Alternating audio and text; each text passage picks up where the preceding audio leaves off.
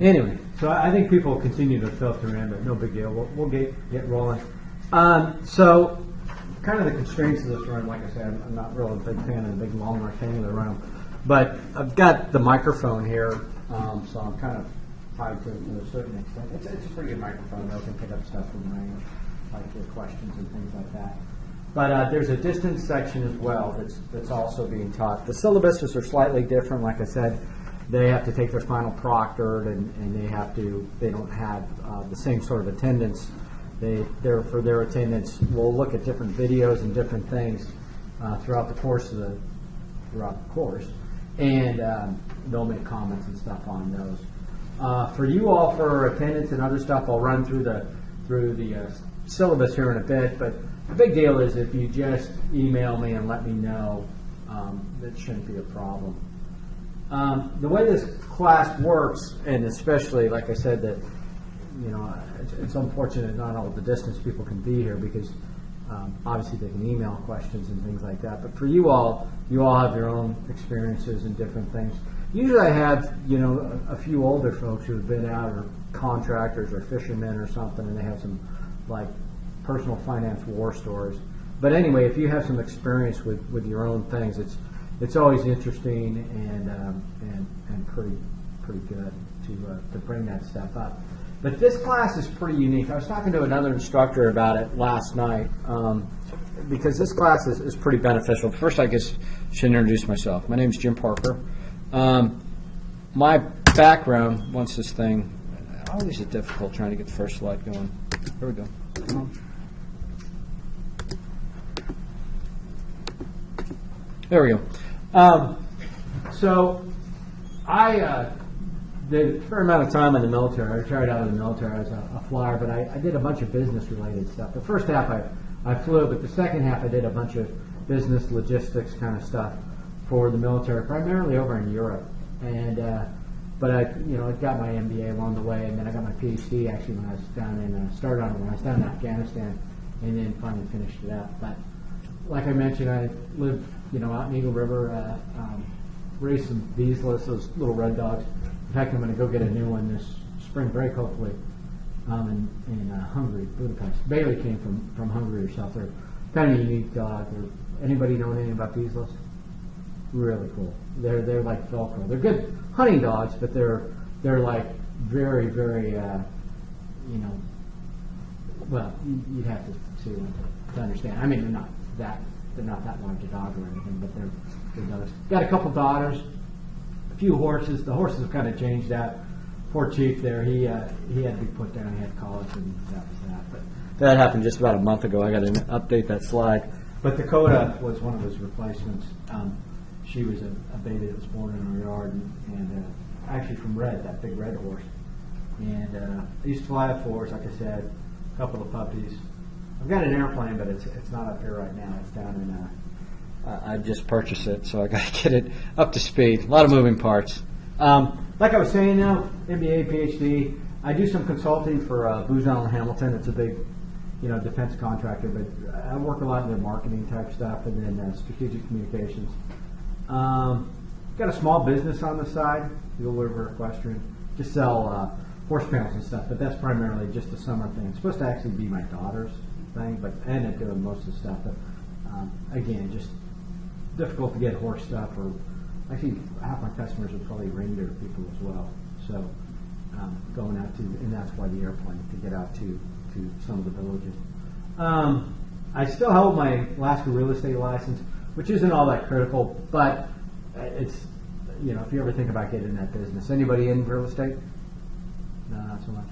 I wouldn't recommend it, to tell you the truth. It's kind of a dog-eat-dog thing, and it's something I don't like to be in just one area.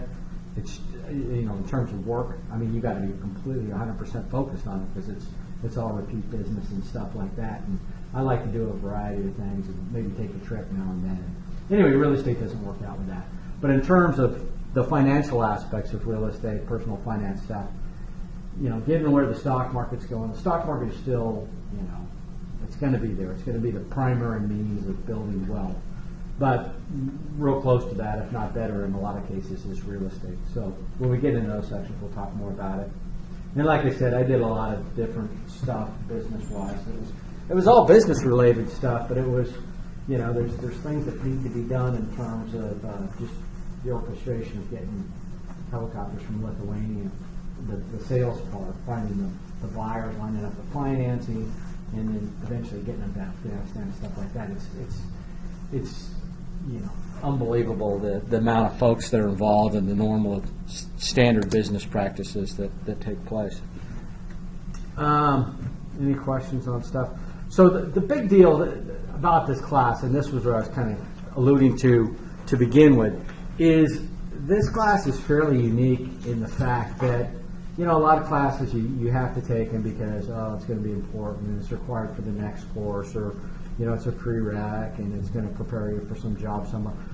This course is really, you know, try to make it information you can definitely use, especially when we get into the later aspects of you know, putting together sort of a financial plan. Now, again, the way this sort of term project turns out is that you put together a financial plan for basically how you're going to be, you know, financially solid, successful, wealthy, you know, in your life. And believe me, everybody, you know, becomes what they call financially literate by the time, you know, they're probably in their 60s or something. But given the time value of money, it's too late. You're already scraping by. I mean, if you want to look at people in general, you know, society, there's people who pay interest and there's people who earn interest. You know, and the people who pay interest are you know, they're not, you know, bad people, but they end up having a much tougher life than the people who earn interest. And it's a lot of it's skills. I mean, you can work a little bit on the intake side in terms of bringing more money in, and we'll talk some about that tonight in terms of career planning. But in terms of what you do with the money is vastly different. Has anybody read the book, The Wealthy Barber?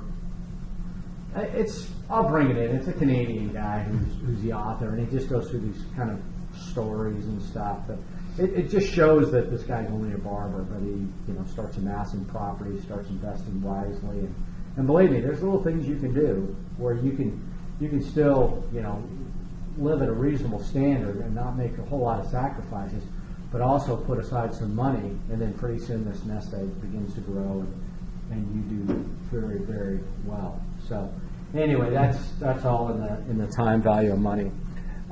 This course will you know, we'll go about 2 hours, so, you know, 5:30 to 7:30, about a 10-minute break in between. On YouTube, it'll probably be split up in between. The point that I'm bringing up YouTube, I know you guys are here in person, but, you know, if say in February we get some crazy weather and there is whatever, you know, you can't make it in from the valley, or you have some issue or something, we always have the option of you know, not putting yourself at risk or whatever, and if the university cancels, you know, I'll still do the lecture and you can just watch it online, so that's fine. That's an option you have. But again, you know, I expect people to be here and present when they can. So this thing is kind of an eye chart, but the good news is that I put all the slides in the materials section, so you can look at this again at your leisure when you're at home. Let me see if this will work. Yeah, it sort of will. What this is showing is it's a chart that was put together to kind of show the time value of money, right? And so there's a couple caveats here. The age column, you know, $5,500 a year until age 50, and then $6,500 a year until 65. So it has ages over on the left side, and I'll expand back out where you can see the whole thing. But this was set up by a friend of mine who's a military guy. So, you know, young GIs come in the military and they're making, you know, they probably aren't going to college right then, they're going to go part-time. Anyway, it's conceivable that as an 18-year-old, they could potentially put away $500 a month, right? I know that's kind of a burden, but if you can do that and you can sustain $500 a month up until you're age 50, and then you go up to, so that will give you whatever, $5,500 a year. And then if you do, they're 11 months out of, you know, their saying you would save on Christmas. So $500 a month times 11 months gives you $5,500. And then from 50 till 65, you're putting away $6,500 a month. And then you're going to retire at 65. Yep. And its value is based upon 5 to 10%, which is considered reasonable. The rate of return is calculated in there, rate of return on investment, and then there's a cost of delay. What you're going to find with time value of money is if, let's say you don't have $500 a month when you're 18 or you're in college and you're going to have to wait till you're 24, 25. Well, guess what? That amount of money is going to go up significantly to get to that same level as if you started when you were 18. Now, let's say, you're maybe not UAA, but you're going to a different college or you stay in college, which is a good thing, but let's say you amass some student loan debt, which is pretty common and maybe not up here, but a person who has a whole bunch of student loan debt and they got to pay that off first before they start doing their long-term retirement savings. Let's say they delay savings, money for later until they're 35, 40. Now they got to put down a tremendous amount of money to catch up. And it's not like, they got to put down $1,000 a month. They got to put down a significant amount of money a month if they want to get to that same level.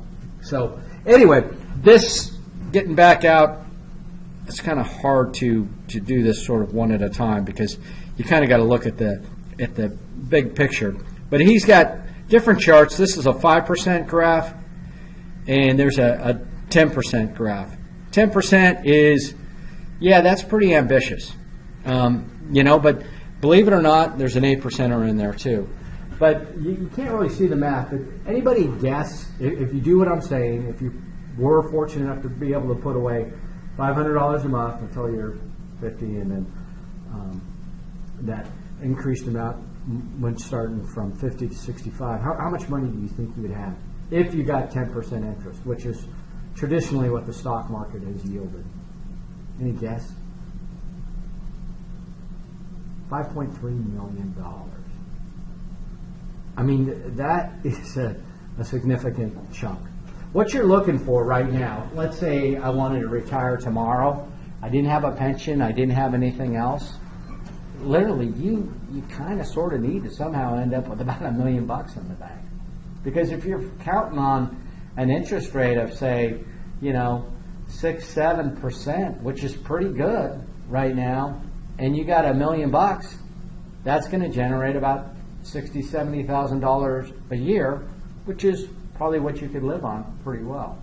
Now, the point is that you also want to set yourself up for retirement now by probably doing smart things like purchasing real estate, real estate with a 30-year mortgage. So, $50,000-$60,000, you can live pretty well with that if you don't have a house payment, if you own your real estate and stuff. So anyway, it goes through, and I encourage you to, I can't go through every example here in class, but all that stuff I'm talking about where, if you delay a little longer, how much it's going to take. Let's see if we can sort any of those out. It's, again, my apologies about the so what he's got is he's got a cost of delay figured. So if you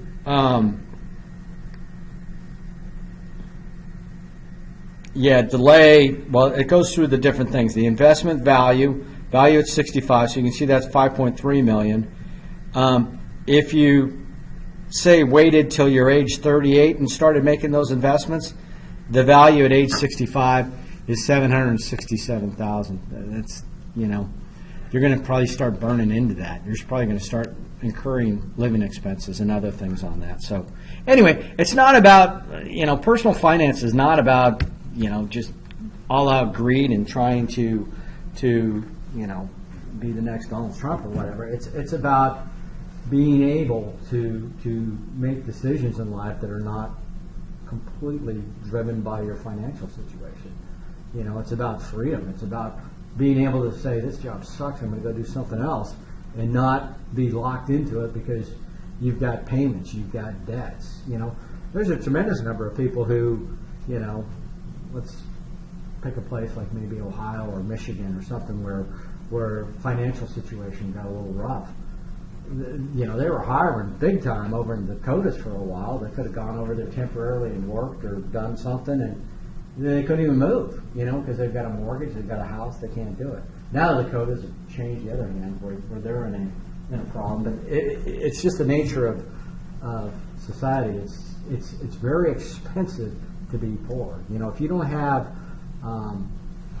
resources, you're going to be paying an exorbitant interest rate for everything, houses, cars, everything else. It's banking services. You feel bad. I mean, you look at all these little, you don't see the title loan things up here so much, but these check cashing services and things like that do those loans, they are drilling people. I mean, they are absolutely ripping them off. And who are they ripping off? The people who can least afford it. Like I say, it's very expensive to be poor, and once you get in that hole, it's nearly impossible to get out. So anyway, there's a lot to it. Well, also, when I'm talking about real estate too, I've got an example in here just a little bit, but leveraging, using borrowed money for investments is technically what that's called, leveraging. You don't want to do that in the stock market. If you try to do that in the stock market, you'll have to fill out some disclosures and basically show you're a high wealth individual and all the rest of that, because it's risky. Leveraging, buying, consumer goods is also not a smart financial decision. Racking up your credit card is not a good thing. But debt, in terms of buying real estate, is actually pretty smart, and that's kind of the way it's done. There's a reason for that. One is that real estate is pretty stable. We're probably going to see a dip in real estate prices here locally, just due to the Alaskan economy and things kind of going south in terms of oil prices and layoffs and less demand for housing and stuff like that. But all in all, it's compared to the stock market, it's pretty stable. But the thing of, because values are fairly stable, it's not as risky to take out loans on it. And I'm not talking crazy speculation. I'm talking about your own personal home or good quality investment type real estate. But what you can do, and what I'm showing there in the example is, let's say you're buying a $300,000 home, and you're able to buy it for 10% down, or perhaps you're a veteran, you're able to get it for 0% down. But let's say 10% down. With that money, let's say you're putting 10% down on a home. Well, that home, average Anchorage real estate prices traditionally, and again, this over long term, about 3 to 4% per average.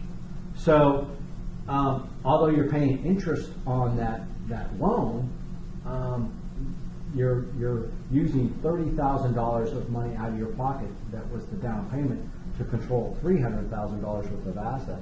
So that asset is growing, just at 3 to 4%. But because it's a $300,000 asset, it's generated about $9,000 a year, which is offsetting that interest you're paying. And if you're not real estate, if you don't own a home, you're in essence penalized in the tax system. There's all kinds of things.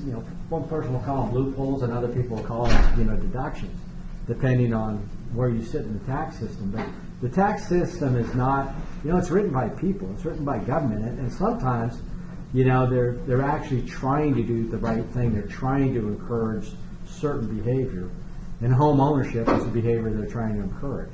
If you adopt children, there's a good deduction for that, because that's a good thing for society.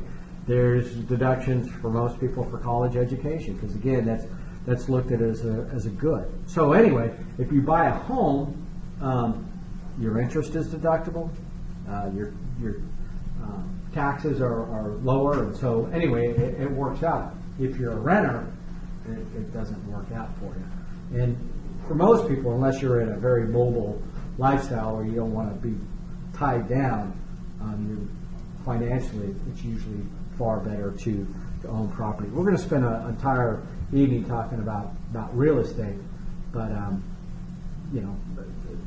just one other thing about renting versus buying. Let's say you're looking at renting or buying a home, and you can rent the home for maybe $1,800, and you could buy it for say $2,200. It's like, well, shoot, it's cheaper to rent.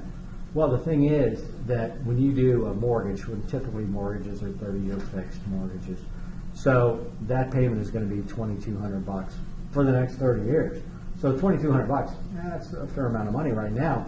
But this other guy who's paying rent of $1,800, well, next year it's $1,900. Next year it's 30 years from now, it's going to be like $4,000 or $5,000, which is going to be the market rate, and your house payment is still going to be $2,200. So that's the other thing about it. It's, for most people, and I've had a number of students who are smart with their money. Some of them kind of have a head start because maybe they're in the military, guard kind of people. The couple that come to mind, or a couple of people who come to mind. They weren't a couple. Anyway, she bought a duplex out in the valley. She wasn't really from the valley, but just thought real estate was good out there. Lived in one half, and I think she's moved on from that now. And now that's her income property. And when you buy it and live in it for at least a year by yourself, or as not income property, you get a far better loan than buying an investment property. You get all kinds of tax breaks as a first-time homeowner. Well, when you move in your second home, that income property, they don't come and change your interest rate or whatever. You've got a great setup there. So, but anyway, I'm jumping all over here. But the project that we're talking about, I tried to take some of this artificiality out of it in terms of a lot of folks being traditional college students and not having $500 a month to invest in things like that. So the term project is set up for most people for being like 5 years out from now. When you're done with college, you've got your whatever your chosen career is, and so from 5 years out forward, how are you going to get ahead? What are going to be your investments? What's going to be your life insurance plan? What's going to be your whatever plan?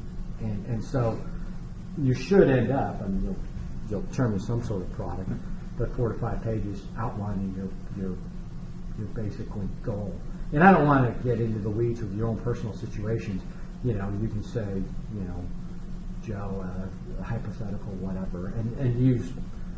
You're going to have to be using, or in most cases, kind of bogus numbers anyway. They're all going to be estimates. So, I'm not looking to get into your situation, but you would probably want to make it similar to your situation, especially in terms of, I'm probably going to be married, I'm probably going to have kids. That's going to influence your insurance situation. It's going to influence what your savings goals are, and there's specific vehicles that you would use, say, for college.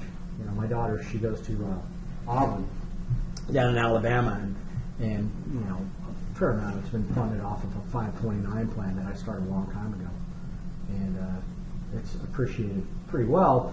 But under a 529 plan, it's a tax privilege thing where the money I withdraw, as long as it's used for education, the capital gains are not taxed, and stuff like that. So as opposed to doing something else with it, just a regular savings plan, and get hammered paying on the investment, I put it under 529.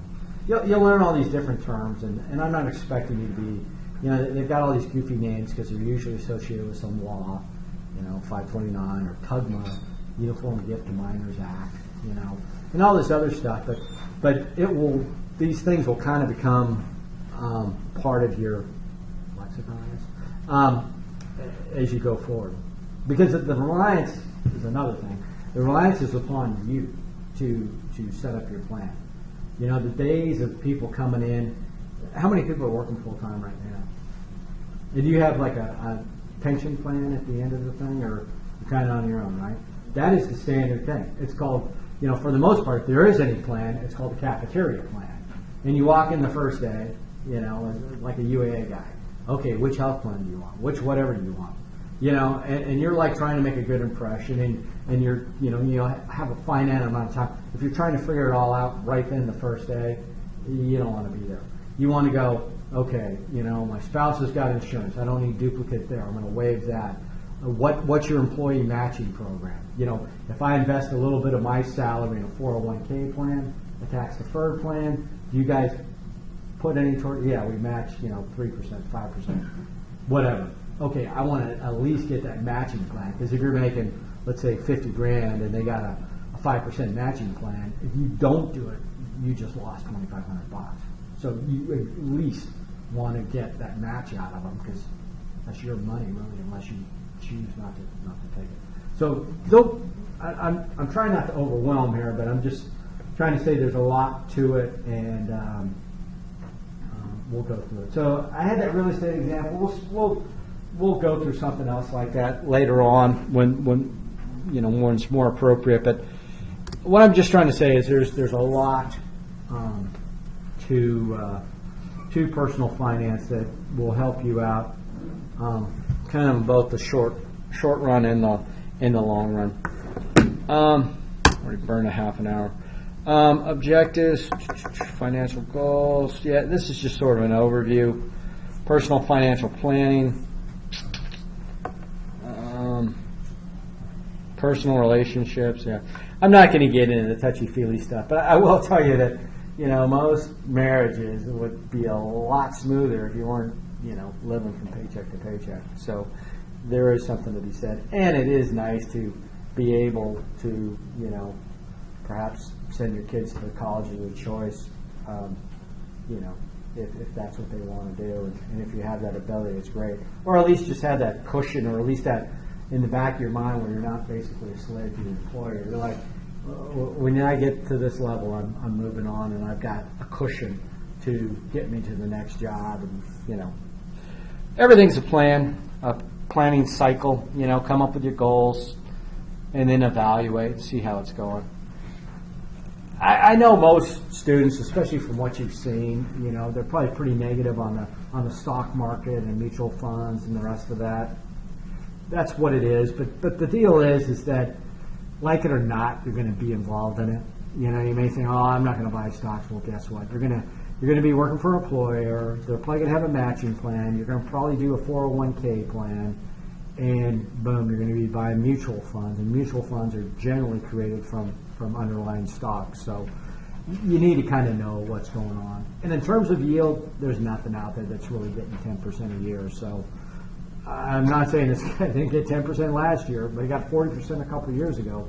So if you're jumping in and out, yeah, you're going to get burned, especially if you don't have the risk tolerance. If you panic and sell at the bottom, sell low and buy high, yeah, that's going to be a painful situation for you. But if you ride it out, you will do just fine.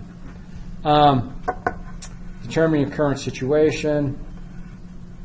Yeah, they get into a bit of budgeting here, but it is helpful to, just realize, and mainly it's credit cards that get to be a problem. Right now, I'm not my best example. Through my small business, I always put my inventory through my credit cards, and buying a bunch of horse-related products just going into winter is not a good strategy. But I had a 53-foot truck that I needed to fill, and because I needed hay, and I was buying the hay in Montana for a much better price. So anyway, I brought up a bunch of inventory, so I'm carrying a little bit of inventory over the winter and hoping that, and I've got a few orders so far, and then my daughter's tuition also goes on the credit card. So I can fly almost anywhere, but I have no money to spend once I get there because it's all on the credit card. But anyway, so your goals are going to depend on your life, on what's going on. Both short-term and long-term. Courses of actions. I'm not dwelling a bunch on this because this isn't really, testable, hard-hitting information. It's just, you always have options. And we'll talk a little about opportunity costs. Let's say you buy a $5 Starbucks every day, or you $5 beer every day. At the end of the month, that's $150 that you don't have any longer. So, was your quality of life increased that much? That's only a what do you call it? You can make. I don't smoke myself, and I don't mean to cast aspersion on anybody who does, but it always kills me when I see somebody smoking cigarettes and they're driving some beater car. It's like, cigarettes are about what, $10 a pack now? Golly, if you're smoking a pack a day, you can have a pretty decent car if you just, and it would reek of smoke either, but that's your deal.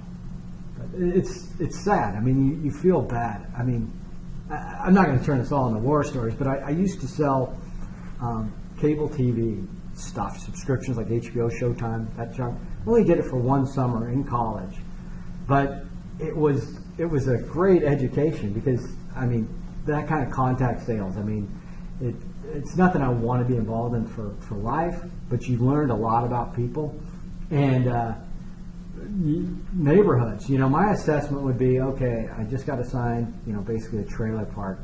This is going to be a rough couple weeks, you know. Oh, I just got the country club area. These folks have got money. I'm gonna nail it. I'm gonna make some just the opposite. The people in the country club are in that area because they don't get, you know, weaseled by some slimy salesman is the role I was playing. But in the trailers, they're like wanting to buy it all. It's like, no, don't do this, you know. You don't need HBO Cinemax and all these stupid things all at the same time, you know. And oh, by the way, you know, Cinemax, this was years ago, but it's just for a piece of the HBO stuff. You got one, you don't need the other. But they would just, you know, and they're really nice. And a couple times, at least once, I can say I did say, okay, no, you don't want this. Don't do it. I mean, it's awful. But that's how people end up in situations, and it's you know, it's tough. So anyway, bad choices lead to some of those things. And yeah, do nothing. If anytime you're faced with a course of action and you just don't do anything, you've got a problem. So here they're talking about opportunity costs, was what I was just saying. You know, whatever your vices are, can you slow down or can you do it differently? You know, that airplane I showed you, I bought that thing on eBay, and I'd always wanted an airplane, but you know, I waited till agriculture. I bought it in the Valley in California, just because that area has gotten hit. They used to have oil. The oil is, you know, oil prices are nothing. It's worse than here. And then agriculture, they've got a drought. So airplanes are a luxury item, so I got it for a pretty good price. You know, I had to sacrifice a little bit by shopping for it. But when I was in Europe, I lived in a bunch of different places over there for like 10, 12 years. I was military. But I always had Corvettes and Vipers and different, you know, kind of fast cars. But I never had the brand new ones, you know. But I would take one over there every tour I went and keep it and drive it for, you know, 2 to 3, 4 years, and then sell it.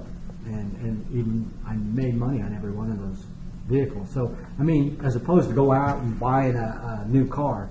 I had a friend. We're flying F4s, and I had a Corvette. It wasn't brand new or anything, but he's like, "Oh man, I'd like to have that. I've got this, you know, minivan." I'm like, he had a brand new minivan. That thing depreciated more when he drove it off the lot than my Corvette was worth. It's like, I can't afford to have the minivan. Not that I wanted a minivan at the time either, but I mean, people don't realize. Now again, you know, if you've got kids and it's a safety issue, you know, you need something certainly up here reasonable, but you need the brand new one every 3 years, or can you get the, you know, there's ways to work it out. Shop around, maybe buy a roller for you, drag it out. Do something like that. You can still, it doesn't have to be a total sacrifice in each case. Risk planning, there's a whole section in itself. And especially, you know, anybody jumping into real estate right now, I would say hold off 6 months at least and see what's going to happen. Yes? What kind of plane is it about? It's a Yak 52. It's that one in the picture. Yeah, it's an old Russian trainer. There's been one up here before, which is kind of sad. It's like, oh yeah, that's someone that guy killed somebody. Yeah, that's it. The old base commander out of J-Bear before I got here, but he had a Yak 52, and it's an aerobatic plane. But I've flown a lot of aerobatics before. It's not like you can't necessarily fly it out to the bush. I can fly it out to prepared airfields and villages. But yeah, if you do aerobatics close to the ground, you'll certainly kill yourself. Or do you fly, or? Yeah, I did. Which one? I got my solo and a glider and all that. Oh wow, that's cool. I was huge in Europe. Yeah, I lived 4 years three in Turkey, 4 in Spain, and then like 6 or so total in Germany. But in Germany, especially flying fighters over there, you'd see gliders all the time. They're really big. Yeah, huge. It's great. More about financial planning, action plan, goals, implement your plan. Again, I'm not blowing this stuff off, but it's just there's not too much meat in this part. I mean, the main takeaways from tonight, and you'll have some problems on this, and you'll see it through the course of the thing, is the time value of money. I mean, people, you need to look at some of those examples and just realize what can happen, or what happens if you, say, carry a huge credit card balance and just make minimum payments and things like that. That will be the plan. Reviewing your plan, decision makers. When you're looking for expertise in terms of you come up with your financial plan, you want to be very careful, and they're hard to find, but you usually want to find somebody who's going to do like a fee for services type thing.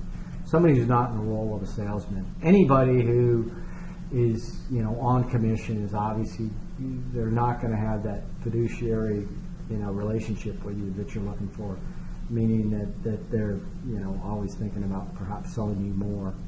And I've been in those situations with stockbrokers, and every time I use one of these guys, I would get letters, 6 months, a year later, class action lawsuit because, that firm had ripped off a bunch of people pumping stocks that were, they had positions in, and they were manipulating it. And anyway, there's certified financial planner type people out there who, if you're going to look at your financial plan, 2-4 years out, you're worth paying those people maybe $200-400 to look at it and give you an honest opinion, and not have their judgment clouded by the fact that they may be thinking they want to sell you another product or something else.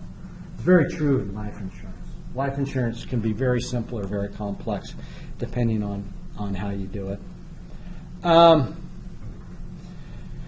So time frame and financial needs. The ones I've talked about mainly is retirement, but there's other goals that you have in life, in terms of perhaps saving for a house initially, and then, your children's education or some sort of plan. And again, if there's a state program that works, or you have a specific university that you're interested in sending them, the earlier you start with those folks, there's usually some sort of savings plan associated with that can definitely make it a bit more reasonable.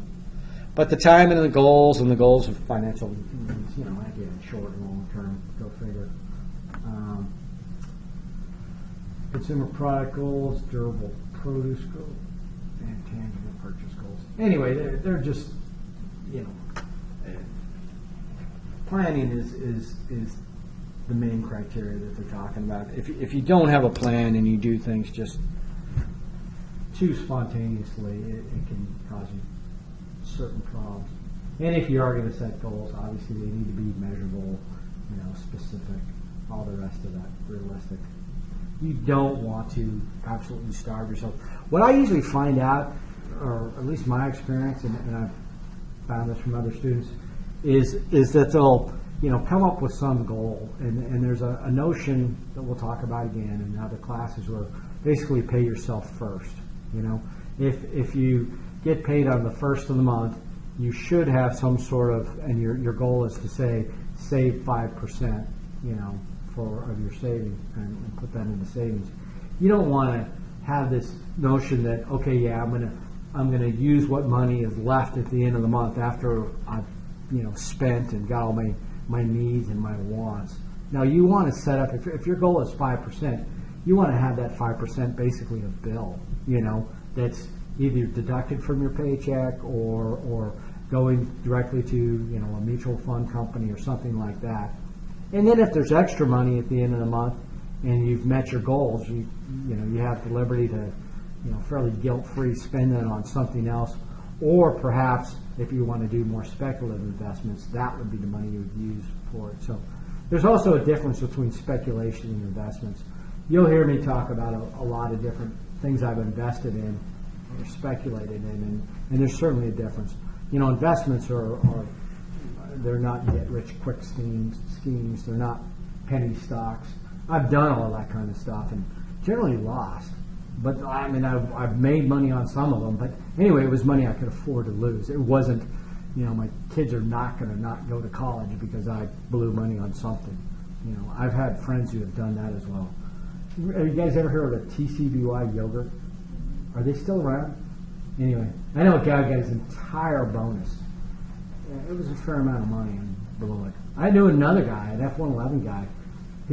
He was driving from Idaho, up around Boise, Mountain Home, driving to Las Vegas to gamble it, put it all on the table. He made it to State Line, Nevada, and lost to the back casino.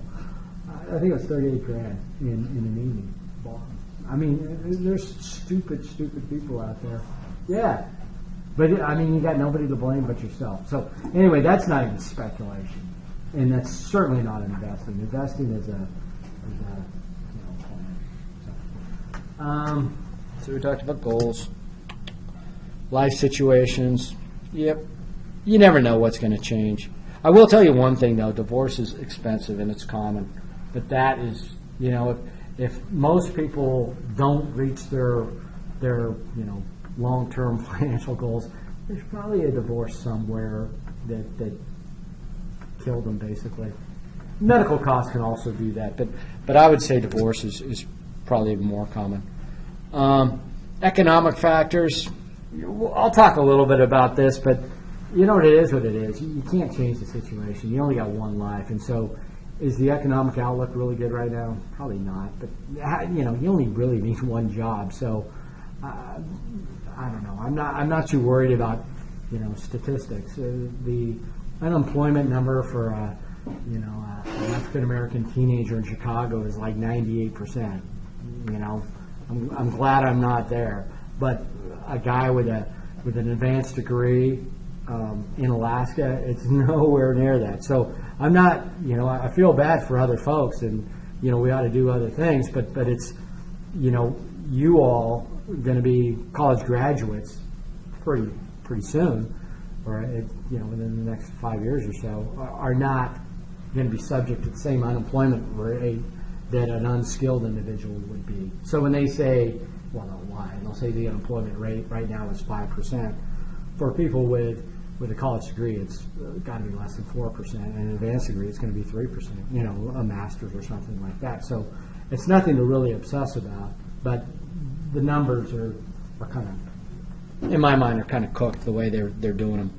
The global influence, you know, money supply right now, China's economy is causing a lot of worldwide problems, and it's also, you know, supply and demand with oil. It's going to drive oil prices down a little bit as well. There's a huge oversupply due to the Saudis wanting to, you know, kind of flood the market and kill the fracking, which they've kind of done. And then there's also not a lot of demand because the economy's slowing down. So, but it is what it is. You can't change that. That's not part of your plan. You're just a, you know, whatever, ship on the ocean with that one. But it may influence what you're going to do. You know, like I say, I'm a huge fan of real estate, but would I jump all in right now buying real estate in the state of Alaska? I would, you know, take kind of a wait and see attitude for a little bit, because I've got a friend who is still active, and we were talking about this last night. It's probably going to slide a bit. These are some numbers too. When I was referencing the unemployment rate, keep in mind there's a number depending on, and this gets political, depending on who's expressing the numbers, whether they want to talk about it or not. But the labor participation rate, that's that red line going down. That's the number of people participating, and the percentage is dropping precipitously.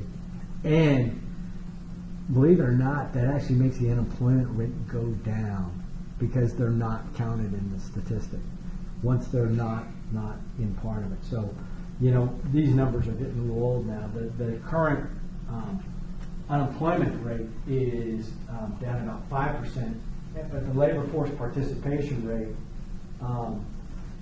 was, well, it's, you know, 62, 63%. It hasn't been that low since the 70s. So there's a whole lot of people who have given up working or just are frustrated and not. So when you hear information that says the economy's booming right now, take it with a grain of salt, because a lot of times it's political. There's another thing too. The U3 rate is what's quoted, and The U3 rate is, when they say the unemployment rate is 5%, that's what they're talking about. So January 2016 it is. But that doesn't count those discouraged workers that I was talking about, people who aren't actively seeking jobs.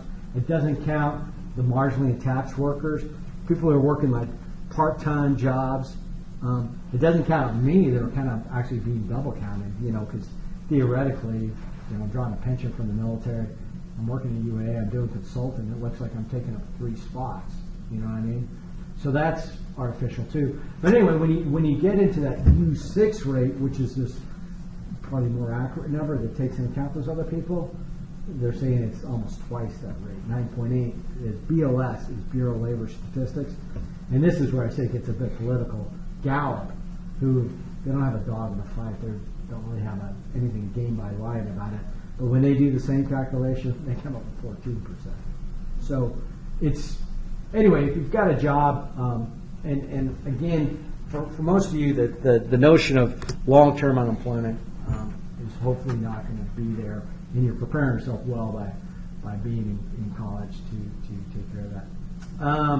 Tools for financial situations. So debt usage, again, buying a home or putting it on a credit card. Taking a mortgage for a home, for a place you're going to live in that's going to be an investment, I have absolutely no problem with that. Carrying a huge balance on your credit cards, that's bad. Reducing spending, you can only do that to a certain extent, but again, if you buy smartly, you can get kind of the same thing without getting killed on it. Make sure your investments are safe, savings are smartly done. Insurance coverage. Insurance is useful, but it's again, I definitely separate insurance away from investments. Insurance is something that you need to get you through. We'll take a break here in a sec. But for example, when you see insurance, like you have a new baby, and people want to get life insurance for the child. That's ridiculous. The child does not need insurance. The parents need the insurance. If you, the parent, checks out, that baby is in bad shape if there's no insurance. It's still going to be going through a little bit of turmoil by you not being there. But if you have proper insurance, that child's hopefully to be able to live in a home that was paid for by your life insurance policy.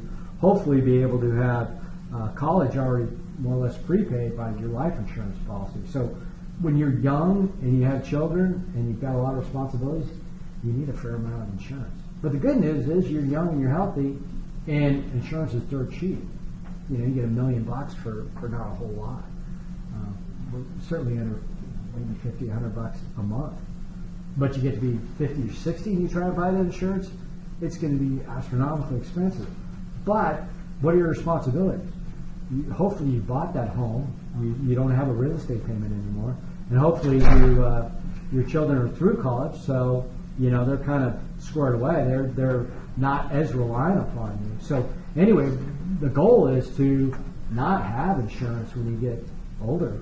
The notion is to be basically self-insured. You have that big nest egg in the bank, and you don't have to rely on that anymore. So anyway, financial scams. Just about any one of those, the financial scams, they really prey on the younger folks. Although I would almost lump in some of the precious metals. People buying gold and silver. They're not performing well, and people who dump all their retirements in there, they're getting clobbered there, and there's a lot of high pressure on that. Communicate with the family, certainly, but again, kind of touchy-feely stuff. Influences on personal financial planning. So we addressed most of these things. You just need to basically temper your spending. When you graduate from college, your goal should not be to run out and buy, a brand new car and jump into a ton of debt. It should be to come up with a methodical plan that's going to get you to where you need to be. So, we talked about opportunity cost already. Time value of money. So we covered that. Those examples that I've added to the slides, those aren't actually included in the book. So take a look at them, because I think they're more useful than some of the, charts or some of the examples they give you. Because those charts are actually, you can go in and plug yourself in, and you can see what delays will cost you. Interest rates, if somebody says they're getting 20% interest on an investment, that's a pretty speculative, high-risk investment. People don't, somebody, on a junk bond or something like that, the reason why they're paying 20% interest is because it's probably liable to lose a lot of value. Just the same, if you do nothing and you take a very safe approach and you put it in a savings account, which is probably earning less than 1% right now, you're guaranteed losing money. Absolutely. Because inflation, typically, right now it's low, but low being about 2%, it's still above what that savings rate you're getting. And typically it's about 3%. So you're not going to amass any wealth. You're not going to get ahead if you do that. So in terms of inflation rates, this is what I showed. I need to update this a little bit. It's zooming down around 2%, but it can get out of control at certain times. The Carter years, double digits. Mortgage loans are up to 18%. I mean, it just shut down the housing industry. So inflation can be, it's always there, and it can eat away at your savings. Tell you what, for right now, let's take a 10-minute break.